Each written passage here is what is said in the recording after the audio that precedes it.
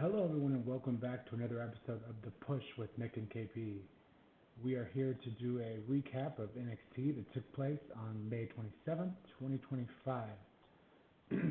As mentioned in the previous two videos, KP is out on vacation, so for this episode, probably the last, it will be just The Push with just Nick. So, without further ado, let's go ahead and get started on this pretty big NXT and everything that happened. We'll get right into it. We'll kick things off with the much anticipated Ethan Page and Ricky Saints bout for the NXT North American Championship. This one has been brewing for a while. We've had some contests, and then we've had a lot of back and forth kind of leading up to this match, making it official. Still not 100% sure why it wasn't put on Battleground, especially since we didn't have any other title changes outside of the TNA World Championship. So would have been nice to see on Battleground, but regardless, here we are. Mike Rome can't even get his introductions out for this match before these two men start brawling.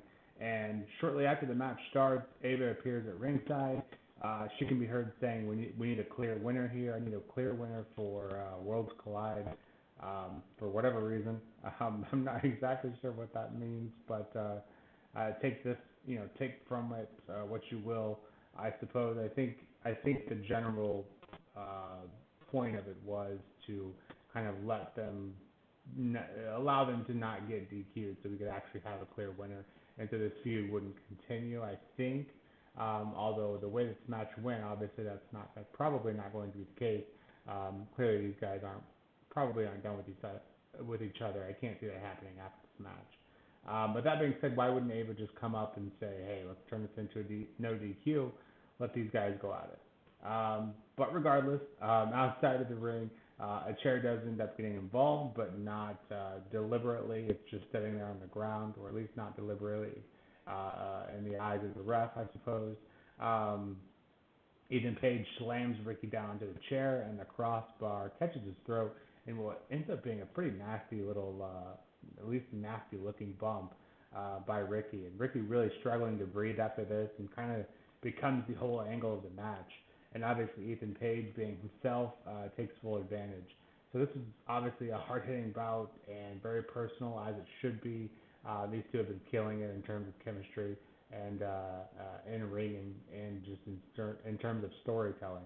So this kind of delivered everything that I kind of expected it to. And WWE just really showing us how personal this rivalry has been, and paying that off here in a great way. Ricky Saints really sold the injury here throughout the entire match, and Ethan Page takes advantage of it, hitting a twisted Grand at the end to become our NXT North American champion. This is a great start to NXT, and just a sign of things to come throughout the rest of the show. Our next contest features Mike Santana from TNA. This is his NXT in-ring debut, and he's going up against Tavion Heights of NQCC. This ends up being a pretty busy night for Mike Santana. A little more on that later. And they really gave these guys time to work. A lot more time than I kind of thought. But this is a great match, and Mike Santana ends up being the win here, I think, and maybe a little bit of an expected outcome. Don't want to tank TNA too much after Joe Hendry loses his title at Battleground on Sunday. Next segment, we get Trick Williams and showing up as a TNA World Champion, comes to the ring. He quickly turns on the NXT Universe, saying, y'all are the same ones who were jamming with Average Joe last week, so didn't really want the support from the NXT Universe on this occasion. He's then joined by Mike Santana again, who just got through with his match, so didn't have much time to rest up here. He ends up coming out and getting a match with Trick next week for the TNA World Championship, and this is confirmed by TNA Santino Marella. So quick turnaround there. Trick will be defending that title next week. I was a bit surprised not to see Joe Hendry here, kind of with how devastated he looked after his loss at Battleground. I kind of expected to see him here. But, regardless, he wasn't, so I guess we move on and look forward to that defense from Trick next week. We then get a Tatum Paxley and Jada Parker match. This match stemmed from the quick backstage segment we saw last week. Tatum, backstage licking her wounds, clearly emotional after losing a couple of her closest friends. Jada comes back, pretends to be empathetic, and then makes fun of her and walks away. So Tatum got in some offense here, but to me this felt more just like like a statement from Parker saying that she's going to continuing to be a force to be reckoned with, and I think all signs point to that being the case. So curious to see if this goes any further. After the match, though, Jada is quickly attacked by Thea Hale. So comes in. I don't know if Thea Hale and Paxley is if that's gonna be a thing going forward, or this is just kind of we have a common enemy, so I'll help you out. So we'll see where that one kind of goes from here. We then get the in-ring debut, so another debut on NXT of Jasper Troy, and he goes up against Dante Chen, who I can't recall last time we've seen him, but it's been a minute. So Dante got in more offense than I thought he would. But even still, this match was clearly about Jasper Troy getting the win here as expected, with this being his debut after winning the first season of LFG. And looked good enough doing it. Nothing special, I don't think. I think just obviously here to set up the force that will be Jasper Troy.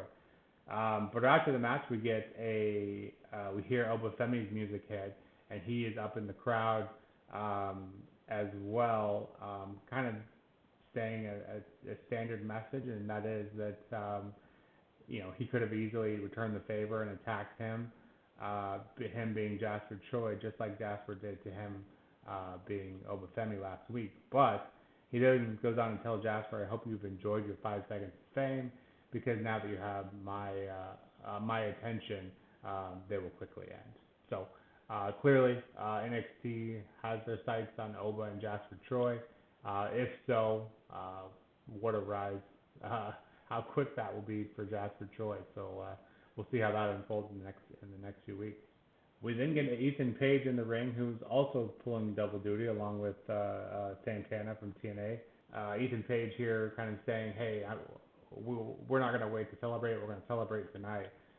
His plans are quickly derailed, though, as he's interrupted by Javon Evans. Javon says he's talked to Ava, and Ethan gets to defend his title at Worlds Collide against himself, and then introduces Laredo Kid and also Ray Phoenix, who will join in the match as well. So really not much time to celebrate at all for Ethan Page, as a week from this coming Saturday, he will defend it against 3 opponents. So, that was very quick work. I guess we got it set up for Worlds Collide. Don't have much time to do it, so that requires guys like Santana and Ethan Page to pull a double duty here tonight. We then get into the main event. We see Fatal Influence's Jacy Jayne against Stephanie Vaquer for the Women's NXT Championship. Jacy Jayne basically got this match because she slapped Vaquer the other day, and now she gets a match. Really no other explanation for it. Some interference towards the beginning of the match from Vaquer's AAA opponents at Worlds Collide. Lola Vice, as we saw earlier in the night, has volunteered to be Vaquer's partner, and so she was there to kind of help fend off the interference. There's also some back and forth between Fallon Henley, Jacy, and Jasmine. This kind of starts the end of the match, and this puts Jasmine and Fallon on the opposite ends of the ring.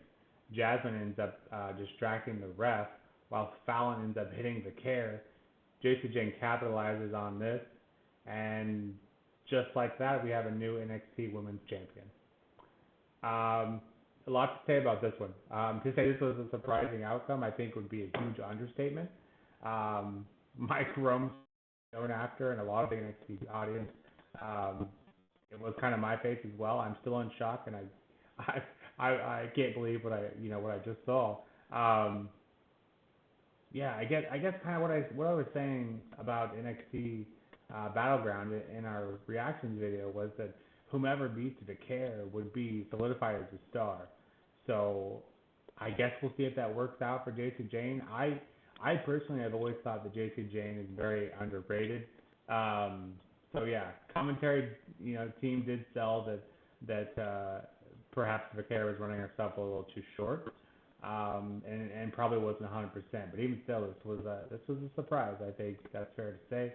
But yeah, we'll see what J.C. Jane and Fatal Influence can do to capitalize on this. To make sense of this, I wouldn't be surprised if Vaquera is heading up to the main roster as well. Obviously, we just saw Roxy and Julia go up there as well. But if not, if Vaquera isn't going up to main, then I'm just not sure why Grace wouldn't have won the title on Sunday. Again, this is nothing against J.C. Jane. I think she is a solid talent. I think has potential and is underutilized. And kind of fits in no matter what she's asked. She always delivers. But I think it's fair to say that Jordan Grace is just a bigger star, and so I kind of wonder why she wouldn't have got that nod at Battleground. So yeah, I guess we'll wait and see. We'll wait and see what Fatal Influence and JC Jane can do with the title, and we'll see what's next for Vaquera. Definitely lots of questions coming from this episode of NXT. So with that, this has been another episode of The Push with Nick and KP. If you like what we're doing here, please don't be afraid to let us know, or let us know if you disagree with something that we put out there. And as always, don't forget to hit the like and subscribe button. And until next time, take care.